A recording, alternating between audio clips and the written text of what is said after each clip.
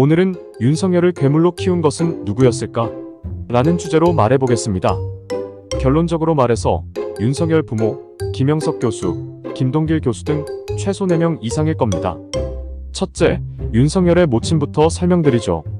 윤석열 모친은 대단한 김대중빠였다고 전해집니다.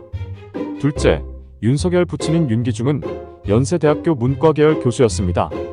그가 연세대 교수가 될 즈음에 비슷한 젊은 나이의 동료 교수들이 있었죠. 김동길과 김영석, 그리고 신학과의 김창국 교수입니다. 김동길 교수는 김대중 내라는 모에 가담했고 민주화했고 반박정의 선동꾼 역할을 했죠. 김영석 교수 역시 민주화 찬양, 반박정의, 반이승만 주장을 합니다. 김영석은 8월 25일 동아일보 칼럼에서 김영삼 김대중 노무현 이후에 민주화가 되었고 민주화 이후 선진국 되었고 법치국가, 민주정치 이뤘다고 주장합니다. 민주화 이후에 세계가 인정하는 국가가 되었다고 말합니다. 이것을 보면 김영석 교수가 우물한 개구리처럼 대한민국의 역사를 대단히 빗뚤게 보고 있는 겁니다. 김영석은 전 세계가 인정하지 않는 민주화를 숭고하게 생각하고 반면에 전 세계가 인정하는 박정희 대통령의 경제 발전을 김영석은 인정하지 않고 있습니다. 김동길과 김영석의 사상이 비뚤어졌기에 윤석열의 부친 윤기중도 비뚤어진 역사관을 가졌을 겁니다. 연세대 민주화 교수들의 영향은 어린 대학생들에게 뿌리를 내렸고 그 당시 386 운동권이 만들어졌죠.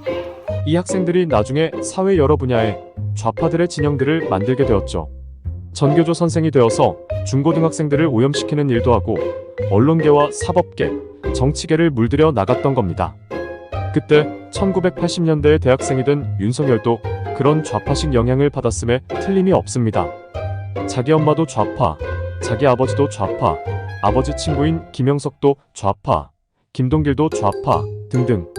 윤석열의 주변은 반이승만, 반박정희, 친김대중, 친오백십팔정신, 친전라도 사람들이 넘쳐났던 거죠.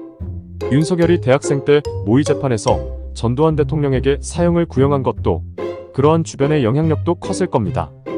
윤석열은 그렇게 괴물이 되었던 겁니다. 군대를 기피한 것도 1980년대 좌파 학생들의 군대 기피 열풍에 동조한 결과일 것입니다.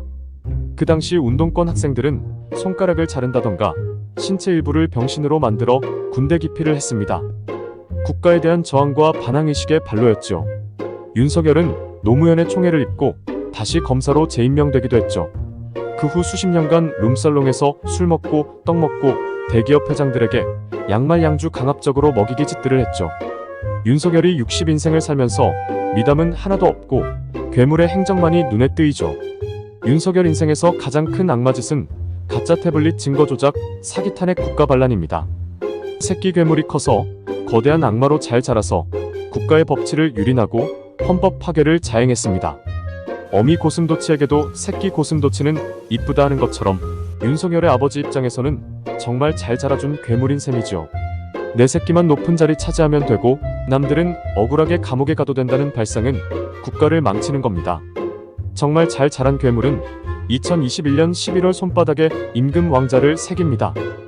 주술의 힘을 국가 운영에 도입하기 시작합니다. 악마 같은 부정경선으로 대선 후보가 되었고 그 후 대통령 자리를 먹어치웠습니다. 국민들에게 거대한 거짓말 사기를 치고 청와대를 버리고 용산으로 갑니다. 청와대가 괴물에게는 죽을 자리인가요? 그래서 피한 건가요? 정말 잘 자란 괴물이 앞으로도 계속 잘 살까요? 아니면 하나님의 진노를 받을까요?